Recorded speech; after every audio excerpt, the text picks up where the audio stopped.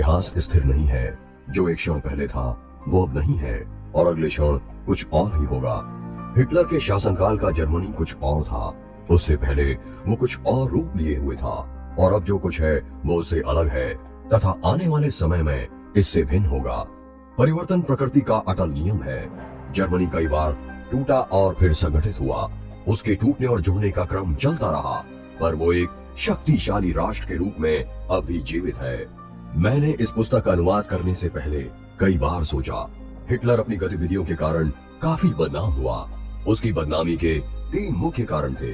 पहला, फसिस्टवादी विचारधारा, दूसरा, जातीयवाद और तीसरा, युद्ध की मानसिकता। इन्हीं 3 कारणों से उसे विश्व मानवता का शत्रु समझा जाता है, किंतु उसकी राष्ट्रवादी मनोवृत्ति एक ऐसा तत्व था जिसने उसके चरित्र को काफी ऊंचा उठाया।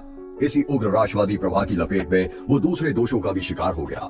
इस अनुवाद का उद्देश्य हिटलर के उन दोषों को प्रकाशित करना नहीं है, अपितु उसकी राष्ट्रवाद की भावना को उजागर करना है। राष्ट्रवाद से अभिप्राय जातीय संकीर्णता नहीं है, बल्कि मातृभूमि के प्रति अपार श्रद्धा और असीम गौरव का नाम ही सच्चा राष्ट्रवाद है। आज का राष्ट्रवाद अंतर्राष्ट्रीयवाद का विरोधी नहीं, किंतु यहाँ विचारणीय ये है कि यदि राष्ट्रीय भावना जीवित है तो अंतर्राष्ट्रीयवाद भी जीवित रह सकता है।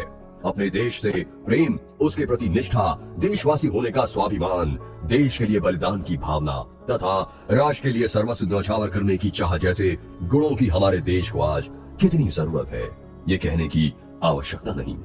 बस भारतीय युवकों में यही जागृति उत्पन्न करना इस पुस्तक का उद्देश्य है।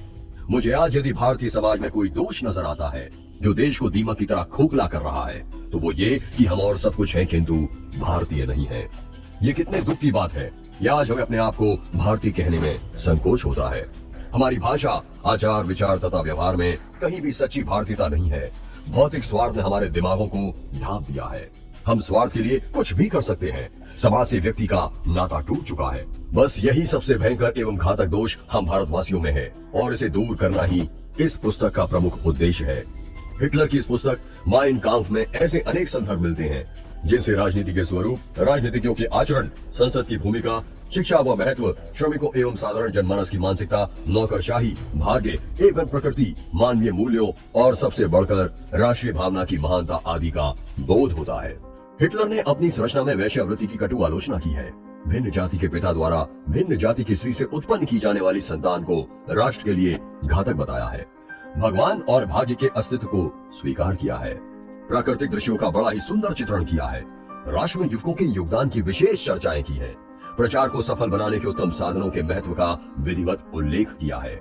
संसद में चहकते सदस्यों की खोखली दलीलों का पर्दाफाश किया है। सत्ता में बने रहने के लिए राजनीतिक दलों द्वारा किए जाने वाले गठबंधनों, राष्ट्रहितों की अवहेलना के रूपों, निजी स्वार्थों को राष्ट्र सेवा का नाम देने की धूर्ताओं और लोक सेवा के नाम पर अपने परिवारों के पोषण के कुचक्रों का भंडाफोड़ किया है। इस पुस्तक का एक उद्देश्य चेतना है तो उसके साथ साथ इसका दूसरा उद्देश्य चेतावनी भी है। स्वतंत्र भारत के युवा वर्ग में राष्ट्र प्रेम की चेतना पैदा करना है। भारतीय समाज में बढ़ रही राजनीतिक, आर्थिक एवं सामाजिक बुराइयों, राजनीतिक दलों की बढ़ती संख्या, राजनीतिज्ञों में बढ़ता स्वार्थ, देश सेवा के नाम पर परिवार सेवा की प्रवृत्ति, सार्वजनिक जीवन में फैलता भ्रष्टाचार, जैसे तैसे धन बटोरने की निरंतर बढ़ती लालसा, धर्म, जाति और भाषा के नाम पर होने वाली व्यापक हिंसा और काम से जी चुराने की मानसिकता आदि कुछ ऐसी बुराइयां हैं जो भारतीय समाज को खोखला कर रही हैं। इन्हें रोकने की चेतावनी देना इस पुस्तक का दूसरा महत्वपूर्ण उद्देश्य है। मेरा यह निश्चित मत है कि यदि समय रहते इन बुराइयों को ना रोका गया तो संभव है कि भारत में भी कोई हिटलर पैदा हो जाए जो संपूर्ण प्रजातंत्रीय व्यवस्था को उखाड़ फेंके। बुराई को बताना भी बुराई से बचने की प्रेरणा देने का एक माध्यम है। इस रूप में यह पुस्तक देशवासियों को चेतावनी देकर उनमें चेतना लाने का प्रयास है। कोई भी समाज आदर्शों का केवल गुणगान करके जीवित नहीं रह सकता, बल्कि उन आदेशों को अपने यथार्थ जीवन में अपनाकर ही देश का भला कर सकता है। ये एक नग्न सत्य है। यदि भारत जीवित है तो भारतवासी भी जीवित हैं, अन्यथा यदि देश नहीं तो कुछ भी नहीं। पुस्तक की महत्वता और विशिष्टता। एडोल्फ हिटलर द्वारा लिखित इस पुस्तक का सही मूल्यांकन तभी किया जा सकता है जब पाठक को उस समय जर्मनी में घट रहे ऐतिहासिक तथ्यों की सही जानकारी हो। इस जानकारी को देने वाला ये दुर्लभ ग्रंथ है। इसे उस ऐतिहासिक संदर्भ में ही पढ़ा जाना चाहिए। माइन काम्फ का पहला खंड हिटलर द्वारा तब लिखा गया था जब उसे बवेरियन किले की जेल में बंद रखा गया था। वहां वो क्यों और कैसे गया, इस प्रश्न का उत्तर जरूरी है। क्योंकि पुस्तक में उन ऐतिहासिक घटनाओं का उल्लेख किया गया है जिनका लेखक पर गहरा भावनात्मक दबाव पड़ा और जिनके फलस्वरूप उसने इस पुस्तक की रचना की।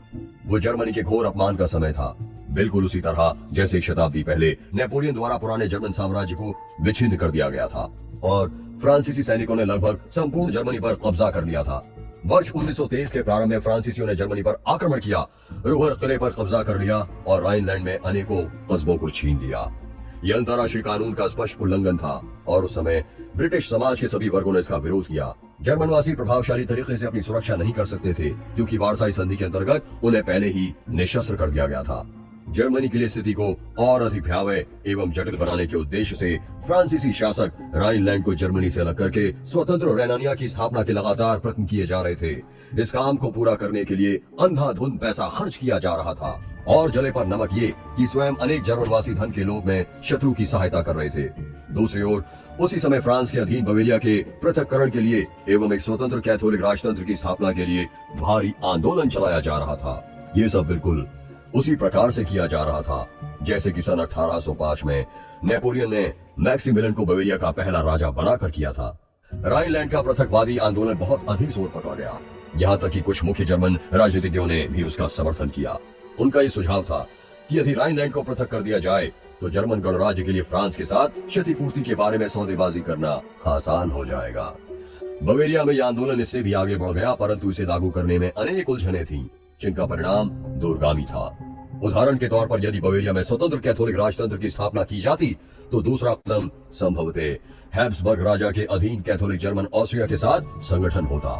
इस प्रकार एक कैथोलिक ब्लॉक बन जाता जो राइनलैंड से शुरू होकर बवेरिया एवं ऑस्ट्रिया के बीच में से गुजरकर डानुबे घाटी तक जाता और ये पूरी तरह फ्रांसीसी नेतृत्व के राजनीतिक नियंत्रण में ना सही तो कम से कम उसके नैतिक तथा सैनिक नियंत्रण में तो अवश्य ही होता। ये विचार आज अटपटा लग सकता है, किंतु उस समय ये विचार व्यवहारिक ही लगता था। ऐसी योजना को लागू करने का अर्थ था जर्मनी के नामो निशान का मिटना और यही फ्रांसीसी कूटनीति का उद्देश्य था, भले ही अब ये उद्देश्य नहीं है। ये पुस्तक ठीक उन परिस्थितियों में लिखी गई है। सन 1923 की शरद ऋतु तक बवेरिया में पृथकवादी आंदोलन एक संपूर्ण तथ्य लगता था। राइक बेयर का बवेरियन चीफ जनरल बोनलो सुबह बर्लिन में आदेश नहीं लेता था। ये प्रदेश जर्मन गणराज्य का अंग कम ही दिखाई देता था। अंत में बवेरियन प्रधानमंत्री ने बवेरिया को स्वतंत्र घोषित करने और जर्मन गणराज्य से पृथक होने का फैसला कर लिया। ये फैसला जर्मन गणराज्य की स्थापना की 5वीं सालगिरह नवंबर 1918 को अमल में लाया गया। हिटलर ने विपरीत प्रहार किया। वो काफी दिनों से म्यूनिख के आसपास अपने योद्धाओं को तैयार कर रहा था और उसे आशा थी कि राइक बेयर पृथकवाद को रोकने के लिए उसका साथ देगा। लोडेनडोर्फ उसके साथ था और उसने सोचा कि सेना की निष्ठा को जीतने के लिए विश्व युद्ध में जर्मन कमांडर के सम्मान से काफी मदद मिलेगी। 8 नवंबर की रात को बर्गर बाउ केलर में एक सभा का आयोजन किया गया। बवेरिया के देश प्रेमी सैनिक वहां एकत्रित थे। प्रधानमंत्री डॉक्टर बोन केहर ने सरकारी घोषणा पढ़नी प्रारंभ कर दी, जिसमें व्यवहारिक रूप से बवेरिया की स्वाधीनता का और अलग राज्य की स्थापना का उल्लेख था। जब बोन केहर बोल रहा था तो हिटलर ने हाल में प्रवेश किया और लोडेनडोर्फ उसके पीछे आ गया। सभा भंग हो गई। अगले दिन नाजी बटालियनों ने राष्ट्रीय एकता के लिए बाजारों में व्यापक प्रदर्शन किया। हिटलर और लोडेनडोर्फ के नेतृत्व में जुलूस निकाले गए, लेकिन लोग ज्यों ही शहर के केंद्रीय स्क्वायर में पहुंचे त्यों ही पुलिस ने गोली चला दी। 16 प्रदर्शनकारी घटनास्थल पर ही मारे गए। 2 राइक बेयर की बैरकों में चल बसे तथा अनेक लोग जख्मी हुए। हिटलर पहाड़ी पर से गिर पड़ा और उसकी गर्दन की हड्डी टूट गई। लोडेनडोर्फ सीधी गोली चलाने वाले सिपाहियों के घर में घुस गया, परंतु उस बूढ़े कमांडर पर गोली चलाने का किसी ने साहस नहीं किया। हिटलर को उनके साथियों के साथ गिरफ्तार किया गया और लेच नदी पर स्थित लैंड्सबर्ग किले की जेल में डाल दिया गया। 26 फरवरी 1924 को उस पर मुकदमा चलाने के लिए उसे म्यूनिख में बोनस गैराइस्ट जन न्यायालय के सामने पेश किया गया। उसे 5 वर्ष तक किले में बंद रखने का आदेश दिया गया। उसे उसके बाकी साथियों के साथ लैंड्सबर्ग एमलेख में वापस लाया गया, पर अगले दिसंबर की 20 तारीख को उसे रिहा कर दिया गया। वो कुल 13 महीने जेल में रहा। इन्हीं दिनों उसने माइन काम्फ का प्रथम खंड लिखा। स्पष्ट है कि उस समय हिटलर के दिमाग में काफी तनाव था। फ्रांस के विरुद्ध लिखना एक स्वाभाविक बात थी। बड़े राष्ट्रों ने हमेशा छोटे राष्ट्रों का शोषण किया है। उन दिनों जर्मनी में शांतिवादी भी फ्रांस की कड़ी आलोचना करते थे। इस पुस्तक का दूसरा खंड हिटलर ने तब लिखा जब उसे जेल से रिहा कर दिया गया था, किंतु जब पूरी पुस्तक प्रकाशित हुई तब फ्रांसीसी रूहर छोड़े जा चुके थे। फ्रांसीसी आक्रमण के कारण जर्मनी का आर्थिक सामाजिक ढांचा अस्त व्यस्त हो चुका था। चारों ओर अराजकता, निराशा और बदले की भावना फैली हुई थी तथा फ्रांस को अपने फ्रैंक का 50% अवमूल्यन करना पड़ा था। वास्तव में सारा यूरोप बर्बादी की कगार पर बैठा था। रूहर तथा राइनलैंड पर फ्रांसीसी आक्रमण ने भारी तबाही मचाई थी। हिटलर ने स्वयं कहा था, मैं केवल राजनीतिक नेता हूँ, कूटनीतिज्ञ नहीं हूँ। जब मैंने ये पुस्तक लिखी तो मैं राइख का चांसलर नहीं था, इसलिए इस पुस्तक के साथ मेरे सरकारी पद का कोई संबंध नहीं है। ये पुस्तक वास्तव में जर्मनी का ऐतिहासिक दर्द है, जिसका भोक्ता हिटलर भी था तथा जिसने अपनी मानसिक पीड़ा की अभिव्यक्ति इस पुस्तक के रूप में की है। जो कुछ हिटलर ने अपने शासनकाल में किया वो उसकी जिंदगी का दूसरा हिस्सा था। पुस्तक को उसी संदर्भ में पढ़ा और ग्रहण किया जाना चाहिए। अब उन संदर्भों को समझना भी जरूरी है जो इस पुस्तक में बार बार दोहराए गए हैं। उदाहरण के लिए हिटलर ने बार बार जर्मन राइख का उल्लेख किया है। कई बार उसका हवाला पहली राइख या साम्राज्य से है और कई बार 1871 में विलियम प्रथम द्वारा स्थापित जर्मन साम्राज्य से है। संयोगवश जिस शासन का 1933 में उसने उद्घाटन किया उसे सामान्यतः तीसरी राइख के नाम से जाना जाता है। हालांकि संकेत का उल्लेख माइन काम्फ में नहीं किया गया है। हिटलर ने हैब्सबर्ग साम्राज्य और ऑस्ट्रिया का स्पष्ट और सही विभेद बताए जाना ही बिना उसके ऑस्ट्रियन एवं ईस्टमार्क के बारे में भी कहा है। राइख शब्द जो कि लैटिन शब्द है, रैग्नम का जर्मन रूपांतर है, का अर्थ बादशाहत या साम्राज्य या गणतंत्र नहीं है। ये एक मौलिक शब्द है जो संविधान के किसी स्वरूप पर भी लागू हो सकता है। संभवतः रैलम शब्द अधिक उपयुक्त होगा और साम्राज्य शब्द भी प्रयुक्त हो सकता है, जबकि राइख का वास्तविक अर्थ साम्राज्य था। पहले जर्मन साम्राज्य का पूर्वगामी 800 ईस्वी में स्थापित होली रोमन साम्राज्य था, जिसकी स्थापना चार्ले मैग्ने ने की थी। चार्ले मैग्ने फ्रैंक्स जर्मन जातियों का एक समूह था जो बाद में रोमन बन गए थे। 10वीं शताब्दी में जब ओटो प्रथम 936 से 973 सम्राट बना तो चार्ले मैग्ने का साम्राज्य जर्मन हाथों में चला गया। मेरी